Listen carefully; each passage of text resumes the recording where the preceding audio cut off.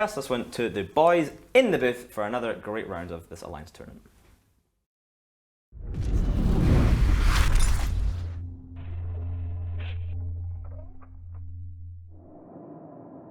Welcome back to Alliance Tournament 15 Action Guys. I'm Elise Randolph, joined by Jintan. We've got match 44 for you coming up between the United Federation of Conifers in red over here and the Salt Farmers in blue. We've got some real fire setups here. I'm going to go through what the red team brought. A Widow, not something you see every day. A Tengu, the first one of the tournament. 2 Orthreses, 2 Cerberus, 2 Scalpels, which is Frigate Logistics, and 2 Caracals. Jin, why don't you break down what the Salt Farmers brought?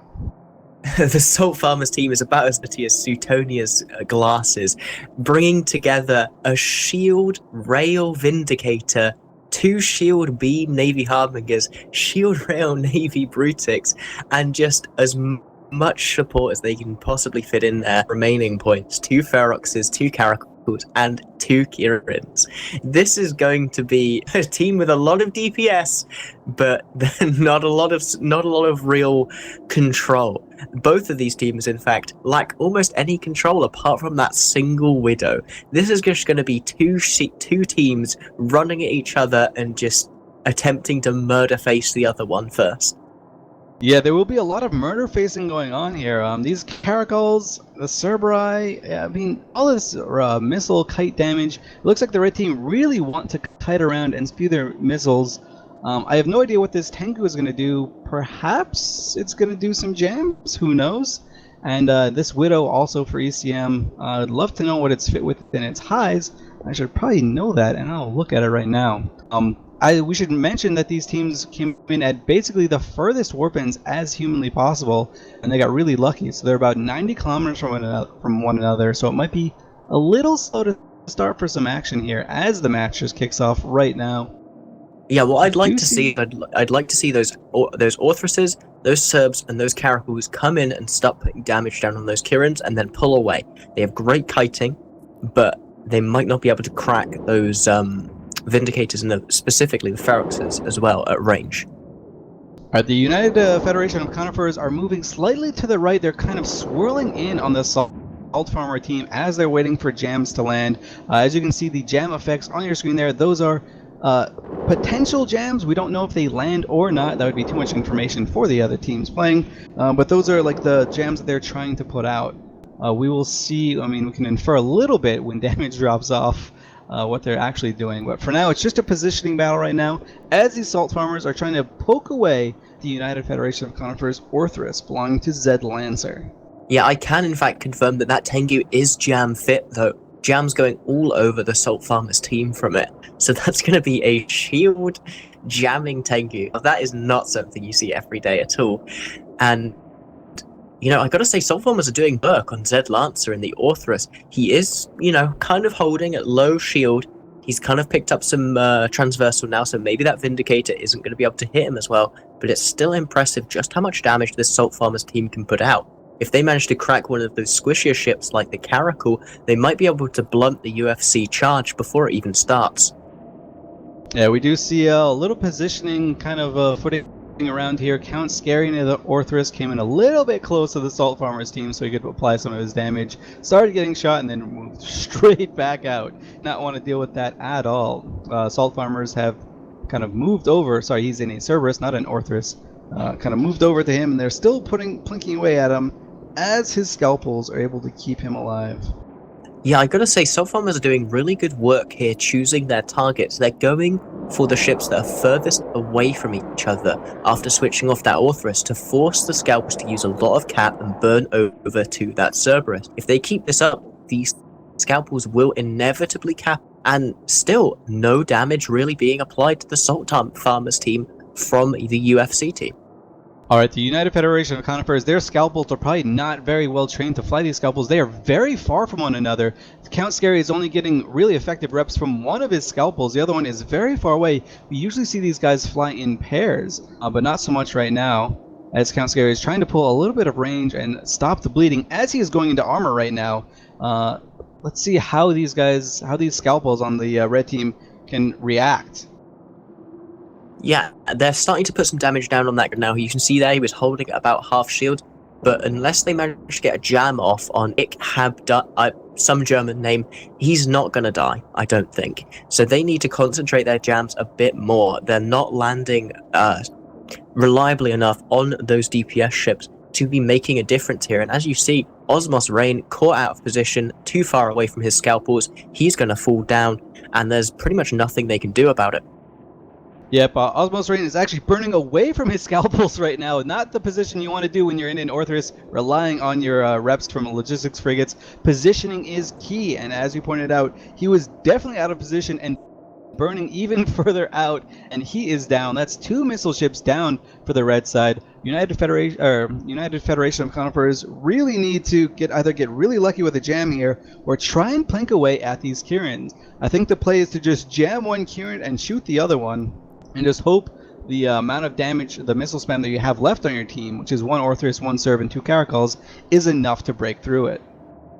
Yeah, UFC just, I don't know how Salt Farmers made this team work. I think it was a mixture of misplays by UFC and also just solid target calling from whoever the captain of Salt Farmers is. You can see there them now going for the Widow. They recognize that one of their Kurams getting jammed is the only real way they can lose this fight. So they are taking out that Widow as quickly as possible, and I wouldn't be surprised to see them go for that Tengu next.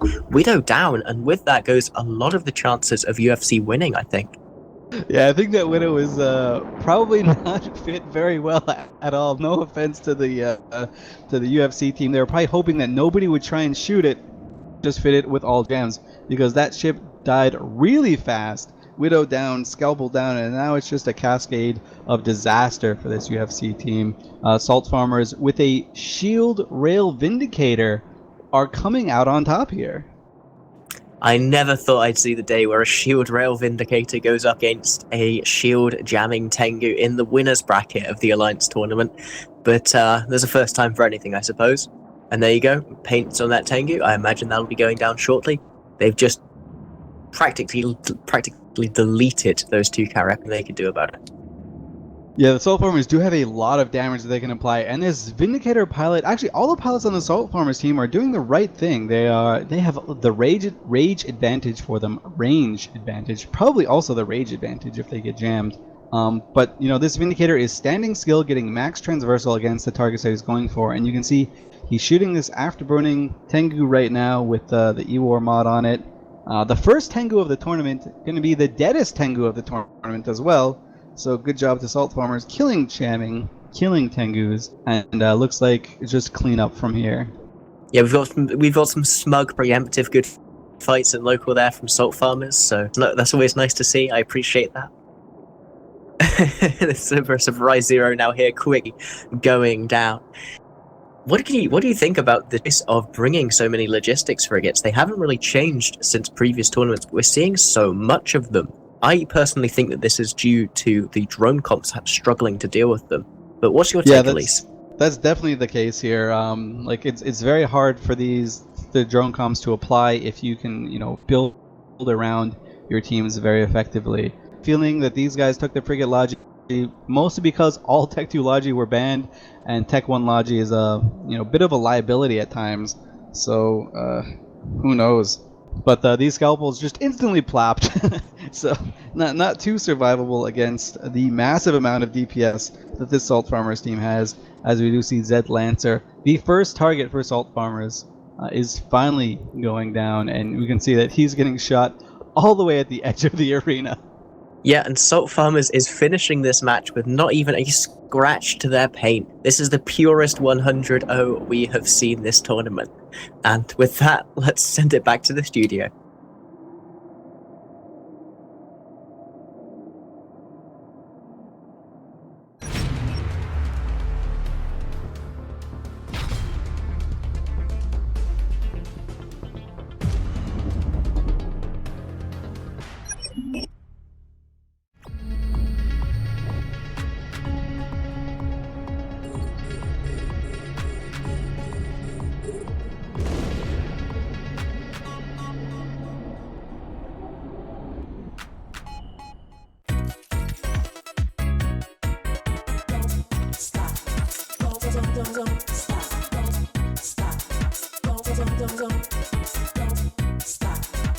Don't stop, don't stop.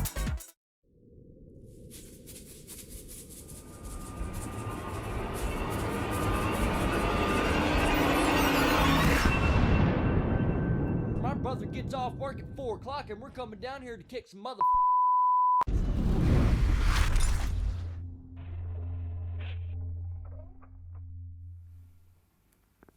Hey guys, welcome back. After that great match there, Reload, what were your thoughts? Widows with Authoresses and Tengu, an ECM Tengu, which, I mean, it was a slow match for Salt Farmers being permanently jammed, but they did eventually break through the ECM and kill them. What about you, Brett? I think we got to see there what happens to an ECM team when they forget to ECM and then completely just get destroyed. It is only the second Tech 3 Cruiser we've seen this tournament so far. Previously, we saw the OneWeb Loki, which unfortunately died in its match. I can't remember who fielded it. Now here we see good old ECM Goo kind of throw to wormhole space. However, we must look onwards and forwards, but before we go to the next match, we have some more graphs for you guys. I know you've been loving the graphs so far. So let's have a look at this graph of flagship choice, what flagships the teams have chosen thus far. We have, of course, the overwhelming majority, about 2/3 have chosen Balgorn. Armageddon being the next best pick, the poor man's Balgorn, if you will. Then we've got a few Vindicators, as the Vindicators are a little cheaper this year on the old points. Scorp Navy issue, proving itself over past years to be an excellent choice. Then the one team chose a flag regular Scorpion, that's the team that PL faced in the first round, and then the Rattlesnake as well. Surprisingly low amount of Rattlesnakes. I think Rattlesnakes are going to be very strong this year, given the T2 drones have made a comeback. Still, next match coming up. I know this is a match that Ithaca's very excited for. It's going to be We Form Volta versus Quebec United Legions. Possibly expected to be a little bit one-sided, but we may have another Tempest moment. Reload, what are your thoughts about this upcoming match? I hope Volta will be just bring a very traditional setup and usually just might most likely out-execute Quebec, but once again Quebec could bring a Caldari roleplay or a Mar roleplay setup and destroy Volta. So you know, upsets galore this tournament. Well, we'll have to see. What are your thoughts on this upcoming match, Brett? I'm really looking forward to it. They're two teams that we haven't heard much about apart from Volta. Volta have done very well previously, but I'm looking forward to them play because we don't get to see much of this. A lot of the matches we see are in this Alliance tournament, with the fact that the feeders have knocked out a couple of the bad teams, is a lot of really high quality match. We don't get that kind of curveball from some of the different teams that we used to get, so I'm kind of looking forward to seeing what it has in store for us. Mm-hmm. So I think we should maybe talk a little bit about ECM and its place in the current tournament, given that we did just see an ECM-based match with the Widows with the Tengu there. There are some tricks that I think older teams who have more experience of when the meta was very heavy ECM, I think you see a lot of the older teams favour team comps that are specific to race, you know, or Galente or Olimar, or even if you need that utility, one ship, one race, you still try and keep as uniform as possible. For example, I know that Rote Capel are quite fond of when they bring their double Geddon setup, they will choose the Garden over the Nero sometimes, just so it's all a Mar. Do you want to tell us a little bit, Reload, about how Jam meta works and why you might pick racial exclusivity? You will pick racial exclusivity because you're rolling the dice between what is the enemy team going to bring. So basically, there's a lot of mind games with ECM the ECM meta. So you got to remember: are they going to bring an Aneros? So you're going to bring all Galenti jammers. Psych, they bring a Guardian. Now your entire Galenti jammers are pretty much useless unless they bring maybe Ishtars of X Navies. Even then, drones are still really strong.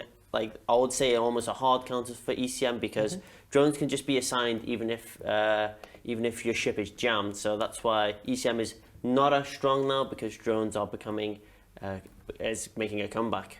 Brett, what is your thoughts on ECM when bringing a comp? Do you like control comps that are very, very ECM focused, or do you like filling them in the display? You know, maybe a double Blackbird here, a double Kitsune there, just a little touch of ECM, or do you like full-on ECM? We're going to jam all of you, completely control you, and very slowly take you down. Due to the fact that ECM is a dice roll, it's a percentage-based random number generator to whether you jam or not. I don't think ECM comps are viable. I think if you bring an ECM comp and you're just rolling a dice of whether you actually do well or don't, as we saw at the start of the last match, they jammed quite a lot at the start. For the first 2 minutes, they were very jam.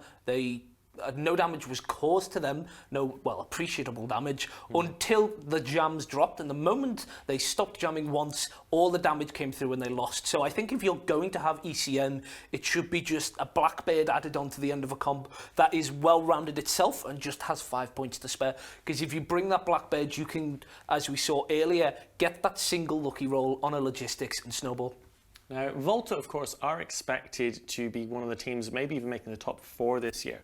Wheeler, do you want to tell us a little bit about why Volta are so strong, kind of what their style is as one of our top tier teams that we expect to do very well? They're an execution level team, so they have a lot of old school members from Alliance Tournament 10. So 5 years ago, they actually won the Alliance, well, most of their members won the Alliance Tournament 10, which won the Atana and the Cambion. So that was under the name Verge of Collapse, I believe. Verge of Collapse, that's correct. And so from there on, they've actually rebranded many a times, but now they've solidified themselves as Reform Volta. So they're very execution heavy setup, and they definitely know what they're doing. Also a bit of theory crafting as well. They definitely got some wacky setups, especially last year when they brought a Scorpion with 4 smart bombs against the dual Typhoon core. So bringing some heavy meta stuff, especially in the final weekends. Yeah, so I'm currently looking through to see what comps we saw from these guys, but unfortunately I cannot find it as of the moment. Still moving swiftly on. Here we go. United Federation of Conifers I've got up there, but that is unfortunately not what we're looking for. Still, it's going to be a great match, I'm sure. We have just a few minutes, only 5 minutes left before the match. I'm wondering if we have any more graphs or exciting things to bring up for the lovely people.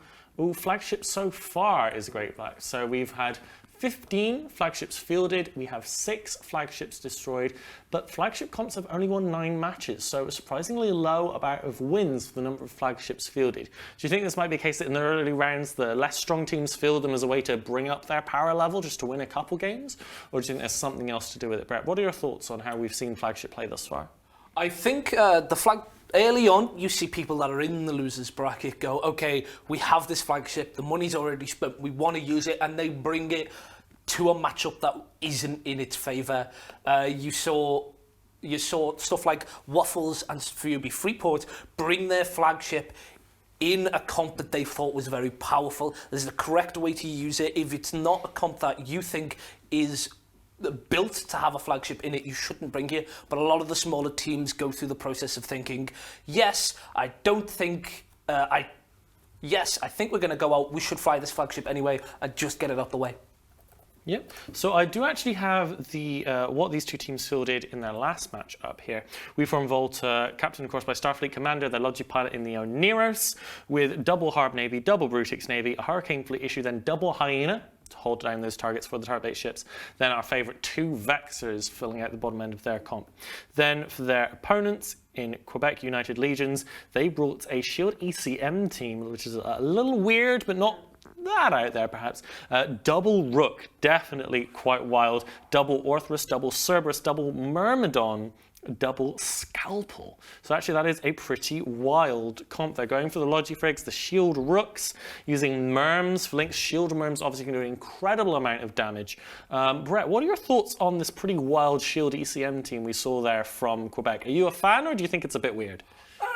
I think they have an idea of what it's meant to do. It's meant to jam out some of the larger stuff, buy enough time for the stuff like the Serbs to kill a lot of the smaller stuff and the Vexes to do all its damage. So it's built with a purpose, so I suppose I like it. It's not like some of the other comps where they just throw a random mishmash of ECM stuff together and hope that jams get wins. Reload, I mentioned the Volta team with the double Hyena, double Vexer on the bottom of the Navy BC core. What are your thoughts on that comp? Do you like the double Hyena as a replacement for a Bal? Do you think that's they maybe have more webs than necessary? Do you think they get away with 1 Hyena, or do you think having the 2 is very strong? I think 2 is actually pretty strong. I think I'll much prefer it over Bombers, which have been not having much success really. They've just been getting headshot. But with the Hyenas, you've got the survivability, you've got sig radius reduction, you've got that extra web, you've got those target painters. I think actually having that, you know, that support is really nice. Sure, they don't really do much damage, especially the hyenas, but I definitely like the dual web target painters, and they can just go to town. There's a potential of 4 webs being displaced around the arena, so they can just control whoever and whatever they need to just lock down and just kill anything. Yeah, so we are merely moments away. I've been promised another graph of ECM ships that's coming soon. It's not quite ready yet, but still we will. It should be ready in a few minutes or so, maybe after the coming match. But I am very excited for this match between Volta and Quebec United Legions. It's the opportunity for Quebec to do a great little upset. It is really nice in seeing these matches where it is one very, very established team against a team perhaps less well known. Because, you know, if the lesser team, you know, if they lose, no big deal, no shame in that. They're a fantastic team. They also drop into the losers bracket. They're not out of the tournament yet. But if they win, then huge story. Like as we saw with Tempest yesterday, it's a huge story on the front page of Reddit. Everyone's in love with you. Everybody's talking about it.